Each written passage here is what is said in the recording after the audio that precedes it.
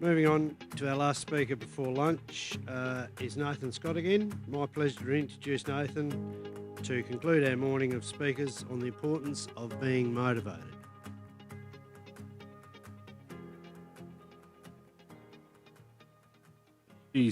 Apologies if you didn't like me the first time. You do get me. I'm not going to spend a lot of time. I know it's dangerous being between you guys and lunch, especially when you can see all the trade exhibitors already eating it out there. So I'm not going to spend a lot of time here. This is just a slight change of pace and change of tack. So we talked a lot about science and technology, and I just want to touch on the science of motivation and how we work, because we don't spend enough time on ourselves. Spend a lot of time trying to fix things on the farm and not enough time trying to fix ourselves and be the best version of ourselves that we can be. So I just wanted to start off with this whole concept around control and influence. So in everything that we do across your farming enterprise, there are some things which we can control, there are some things which we can influence. So we talk around this sphere of control, concern and influence. So there are some things that we can only ever be concerned about, but we can't do a bloody thing about it. What would that be? There's one really good example. Yeah, exactly. Weather. Which is really easy for me to stand up the front and say, just don't worry about it. Clearly easy to say, hard to do, particularly at the moment. Over our way, everyone's very wet, and 2 weeks ago everyone was okay, and now they're really grumpy. We've just tipped them over the edge with the last couple of rain events. So we've always got this range of events that are happening, or range of things that are happening on our property, which is this control, that fit within this control, influence, and concern. So we spend a lot of our energy in this concern space, and it steals our energy because we can't do a bloody thing about it. So we spend a lot of our energy worrying about the weather, for instance. We can't do anything about it. At the same time, across the rest of our farming enterprise, we've got all of these various different components. Our job as farm managers, as farm owners, is to try and drag as many of those as we possibly can back to the centre. We can actually control almost everything on our farm. So we talk about animal performance. We can control almost all of that. Yes, season has an influence, and sometimes we may choose not to feed animals as much as we should because of economics or whatever other factors might be in it, but ultimately we can control most things. Price we can influence. We can't control it, but we can influence it. So we have this ability to have this level of control over our enterprise. So that's the first starting point. The next thing is to think about, how does our brain work? What makes us get out of bed in the morning? What motivates us? What motivates our staff? What motivates the rest of our family? I just want you to think about it for a second. There are three major factors. The first one is autonomy. So that is the ability to be the master of our own destiny. Now, we're pretty lucky in farming because we've got autonomy in spades. We get to do whatever the hell we like most of the time on the farm in a day. You get to choose what you're going to go and do. So that's a great thing. The next one is mastery. And that is being the best you can possibly be. That drives a lot of people. So one thing that frustrates me is as an industry, we spend a lot of time talking about profit propositions. If you do this, you'll make this much more money. If it was that simple, we'd all be brilliant farmers and we'd all be making stacks of money and we would all do everything exactly right. But we know that's not what motivates everyone. A small group of people are motivated by profit. All of us are motivated by debt. So we know debt's an amazing motivator, but profit not so much. You'll see businesses go through these phases where they might be striving to pay off debt, pay down debt, and they get to this point of comfort and then they just take the foot off the gas a bit because we don't have to push as hard. So when I talk to farmers, sometimes we use this mastery where I'll talk to them. I might say to them, if we do this, this and this, we're going to mark this many extra lambs, it's going to make you, now if we're talking profit proposition, it might only be an extra $20,000 worth of lambs. In a big enough business where they look at it and go, well, $20,000, who cares? It's not really, it's not the be-all and end-all. But I might say to them, if you do this, this and this, that'll put you in the top 5% of lamb producers in the country. And that's totally different. They want that. They absolutely want to be part of that. They want to be part of being the best. The outcome's exactly the same. Profit's an outcome. It's not a motivator. So keep that in mind, particularly with your staff. If you've got staff on your farm, they don't care about profit, but they will care about being the best. They will care about your business striving to be the best. The other one is purpose, and that's about being something bigger than just ourselves. And so from an industry point of view, a lot of that comes down to some of examples like welfare. We want to be better. We all want to be better. We want to be a part of an industry that can sit up and be proud of where we're at, proud of the level of animal welfare that we actually have created. So there are these three things that we can use as motivating factors with yourself and staff. Ultimately, and this is a point I picked up from Chris earlier as well, when we look at businesses, it's not which enterprise makes the most money, it's which ones in terms of motivating people, it's which one are they most passionate about. That's the one they're best at. If I take someone who loves merino wool and I give them composite sheep, they're not going to do a good job of it. Similarly, if I've got someone who loves composite sheep and I go and stick them with some 16 micron superfines, they're not going to do a good job of that either. You do a good job of what you're passionate about. So that's what I want you to think about in your business. What is it that we're trying to achieve? I said to you earlier about change, how important change is. Change doesn't happen because you ask for it. It's important that you actually inspire change. So that's across your business, it's throughout your community, it's across the industry. And to think about how motivation actually works. So if we start with a to-do list, who here writes a to-do list for yourself? Yep, everyone pretty much. Do you understand why we write a to-do list? One, so we remember. The actual science behind it is every time we write a to-do list, and that could be anything, this is just a group of topics that I grabbed from another conference that I spoke at. But every time that I cross something off my to-do list, there's a chemical reaction that happens inside my brain, which is a release of dopamine. Every time I cross something off, I get this hit of dopamine. Dopamine is essentially the love drug. It makes you feel good. It's what drives most addictions. So alcohol, gambling, your mobile phone, all those things are driven by dopamine.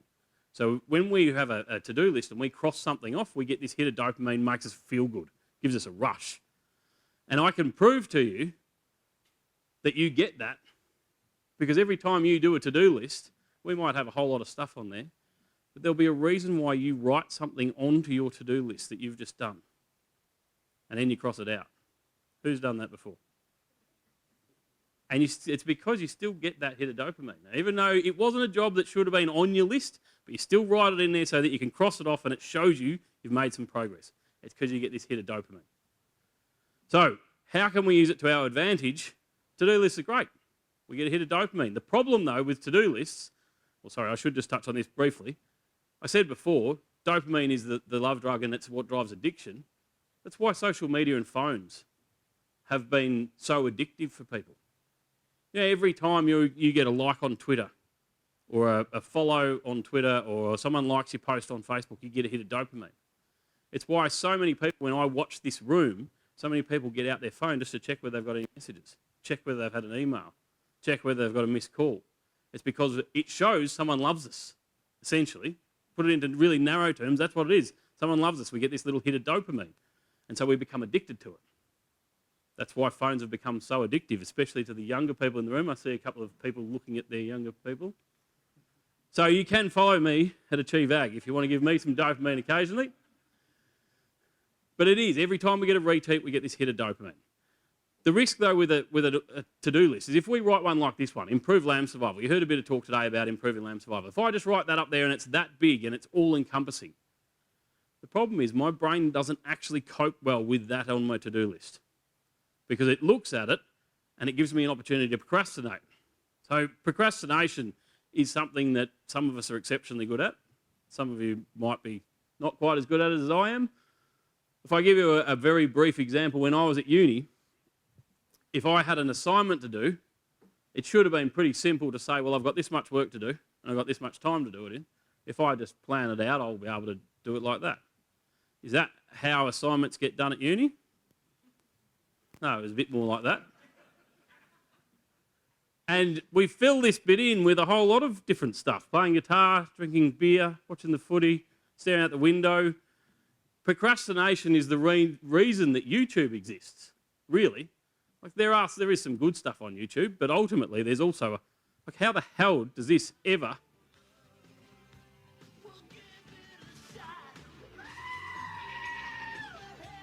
Why does that exist? It's only so that people like me can find it when I was building this presentation because I got distracted by something, I procrastinated for a while, and useless crap ends up on the internet. So how do we get around procrastination? Because if everything's too big and all-encompassing, I look at improved lamb survival, that's too big. I need to break it down. So we start thinking about how can I break it down? Let's break it down into manageable tasks.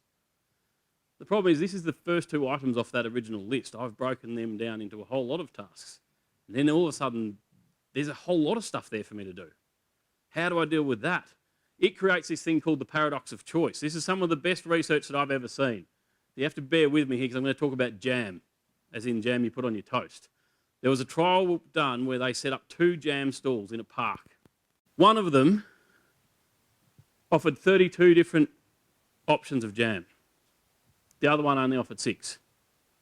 Now, as people were walking past, 60% of people stopped to look where there was all these different options of jam. Only 40% of people stopped to look where there was only 6 options of jam. So you would think, oh, well, they haven't got as much interest. How does it convert to sales, though? Only 3% of people bought jam where there were so many options. 30% of people bought jam where there was only 6. So convert that out of 100 people walking past, less than 2 bought jam where there was all the options, and 12 people bought jam where there was fewer options. This is why Aldi does what Aldi does in terms of supermarketing. You go into Aldi and you say, I want biscuits. Well, there's the biscuits. You go into Coles or Woolworths and there's the biscuits. And we stand there and you're trying to figure out which ones to get and ultimately you don't make any decision, you move on. It's called the paradox of choice. And the same thing exists when we've got a to-do list like this. We've got so many things on our to-do list, our brain looks at it, there's too many choices, we make no choice at all. So how can we get around it? Let's start putting some priorities around it. A's, B's and C's. That's great. That helps give us a bit of order to when we need to do things. When do the C's get done? Either never or usually when it becomes a major issue. So you think about get the ute service, for instance. It might be a C and we don't really worry about it until something starts to make a noise that's not supposed to and then all of a sudden it becomes an emergency, gets elevated to an A. So it becomes a bit of a problem for us. So what if we looked at it slightly differently? I took that same list that we just had on the screen and I drop it into a month on the calendar. That list that was a bit overwhelming before is now just a group of quite manageable tasks spread out across days. Your brain looks at it and goes, that's not that hard. I'll be able to do that. We've got due dates on everything now, so that helps avoid some of that procrastination that we're all so good at. We like to work towards a due date, even if we set them for ourselves, we still like to work towards a due date. And you still get to cross things off as you do them, so you still get that same hit of dopamine. Just a slightly different way of looking at your to-do list with a much better outcome. The best way to get something done is to begin. We know that usually in most things, the hardest thing for all of us is actually just to make the start. Once we start, we're all pretty productive. We can actually get things done. It's actually getting the ball rolling that's the problem. But this is bigger than just us. So when we talk about motivation and when we talk about where all this sits, how we can manage ourselves, I want you to think bigger than that. And part of that is to stop thinking about ourselves as victims within our industry. So this is where I like to challenge people and I like to challenge our industry a fair bit, and that is to say, how do people see farmers? If I went and grabbed a little kid now and I said to them, draw me a farmer, how would they draw a farmer? That's how they draw farmers. Is that you? We've got a bit of a problem with our image. People like to describe us as the salt of the earth. I don't know what you think of the salt of the earth as a description, but I think it's nice but a bit dumb, is a general description. That's not us either. So we've got a bit of an image issue because people don't actually see who we are, but part of that issue that I think we've got is that we do tend to be victims. So yes, weather causes us huge problems. Yes, we have some challenges. But have you seen these campaigns around? Thank a farmer for your next meal, thank a farmer if you ate today. When are we going to thank an electrician? Or a teacher? Or a chiropractor? Why are they thanking us more than any other industry?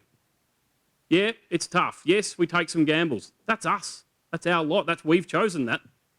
That's the business that we're in. We run a business, no different to any other business. So I think as an industry we need to change and we need to start being leaders. That starts with you, and it starts with you within your business and within your community and within your industry. And part of it is we need to listen more, because we often spend a lot of time telling people and saying, oh, we need to educate our consumers. The consumer is the king. So people get a bit hung up about these vegetarians and vegans and what they think, and well, they're making all this noise and they don't like us and everything else. It's not the vegetarians and the vegans that we need to worry about. It's the people who eat and wear our product. They're the ones that we need to be concerned about. So what does your consumer look like? What does your consumer look like? Any idea? Hopefully, yeah. So I'm going to do something dangerous here. I'm going to put a vegetarian up. This lady's a vegetarian. Is she a consumer of your product?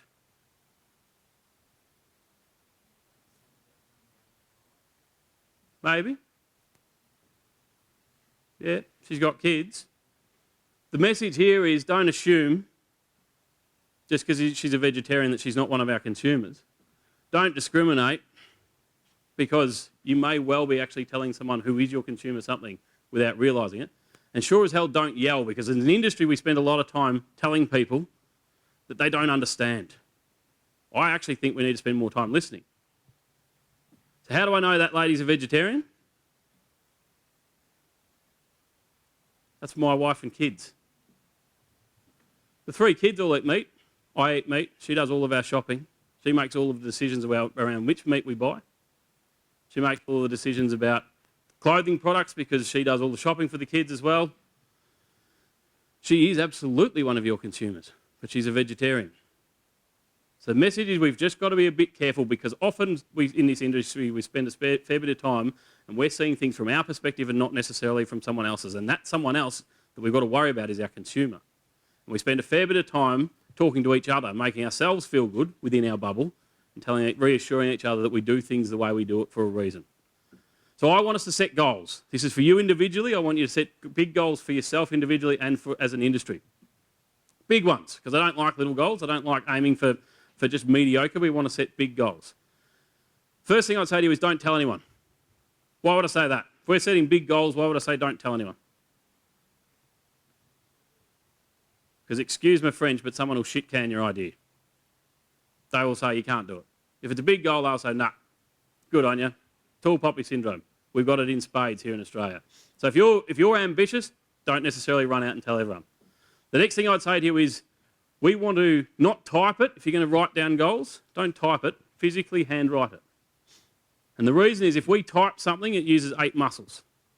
If we handwrite something, it uses 22,000 neurological functions, and that changes the way we commit to that goal, because we're actually bringing it into our conscious thinking. A little while ago, I decided I wanted a Jeep Wrangler. Not because they're good, definitely not because they're reliable, but I want one. What happens as soon as I decide I want one? I start seeing them everywhere. Why does that happen? Why didn't I see Jeep Wranglers everywhere beforehand? It's because our brain filters every single thing every day. Everything we see, everything we hear, our brain filters it. And it decides what's important, what's not important. And so until I decided that I wanted a Jeep Wrangler, I didn't need to see them. My brain was, if we brought everything into our conscious mind, we'd go insane. So our brain just chucking things out all the time, saying, no, he doesn't need to know about that, doesn't need to know about that. All of a sudden, he does need to know about it. Jeep Wrangler. So I start seeing them everywhere. What's funny is when I do this presentation, everyone goes home and they start seeing them too. They're everywhere. But things don't just happen. There are reasons why this happens. Our brain function does this for us. It's like if I said, I want to go overseas. I want to go to Finland. All of a sudden, I see cheap flights to Finland. And I'm like, oh, it must be fate. It's not fate. All it is your brain started filtering things in, not filtering things out. You're at a party and you hear an accent over there, and you go over and you talk to them. Now you know where you're going. You've even potentially got somewhere to stay. Oh, it must be fate. It's not fate. Your brain just filtered it in, not filtered it out. The science behind this is all really actually pretty simple. The things don't just happen. We've got to make them. And so that's the challenge for all of us. It doesn't matter which way we're looking at this. It doesn't matter which part of motivation we're talking about. But we have an opportunity to actually take this industry forwards. We need to be making progress, because if we're standing still, we're going backwards. I hear lots of people talk about they should do this, they should do that, they should have done it this way. I don't know who they are, but they sound like a pack of bastards. The reality is this is our industry. It's not theirs. So we need to take some ownership of it. If we're going to make the progress we need to, then that's up to all of us in this room and all of the people that you talk to. That's the challenge for all of us. whatever we do well today, we can do better tomorrow. Thanks very much.